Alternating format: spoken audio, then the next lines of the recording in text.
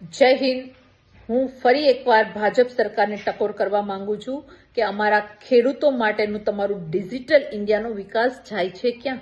આ વાત મારે એટલા માટે કહેવી પડે છે કે જૂનાગઢ જિલ્લાના ખેડૂતો આજે લાઈનમાં ઊભીને થાકી ગયા, કારણ કે તમે જે સહાય આપી છે એ સહાયમાં તમે જે નીતિઓ ઘડી છે કે તમારે ડિજિટલ પોર્ટલમાં એન્ટ્રી કરવાની છે, સહાય માટે તમારે આ ડોક્યુમેન્ટ્સ આપવાના છે, પણ તમારા પોર્ટલો તો ચાલતા નથી, સર્વર ડાઉન હોય છે। આ પહેલી વખત નથી બન્યું, આવું અનેક વખત બન્યું છે। જ્યારે મગફળીના ટેકાના ભાવની વાત હોય છે ત્યારે પણ તમારું ડિજિટલ ઇન્ડિયા ખાડામાં પડ્યું હોય છે। તો અમારે તમને એટલું જ કહેવાનું છે કે અમારો ખેડૂત ઓછું ભણેલો હોય છે, તમે ડિજિટલ ઇન્ડિયાના વિકાસની મોટી મોટી વાતો કરો છો, તો અમારા ખેડૂત માટે પણ સરળ ટેકનોલોજી ડેવલપ કરો, સરળતા રાખો અને સર્વરો મજબૂત રાખો, જેથી કરીને ખેડૂતોને લાઈનમાં ના ઊભવું પડે।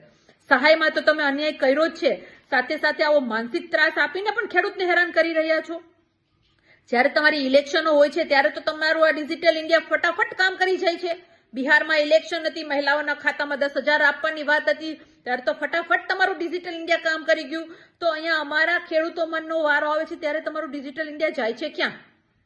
એટલે ખાસ કરીને સરકારને એટલી મારી વિનંતી છે, બે હાથ જોડીને, કે ખેડૂતોને લઈને સંવેદનશીલતા દાખવો, ખેડૂતોને લઈને તમારે જે સરળતા ઊભી કરવી જોઈએ, એના ડોક્યુમેન્ટ્સને લઈને સરળતા ઊભી કરવી જોઈએ, જેથી કરીને સહાય ત્વરિત અને તાત્કાલિક મળે એવો રસ્તો અપનાવવો જોઈએ।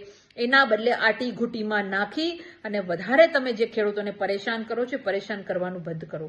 આ જગતનો તાત છે, સૌનો બાપ છે, એ વાત યાદ રાખજો। ધન્યવાદ।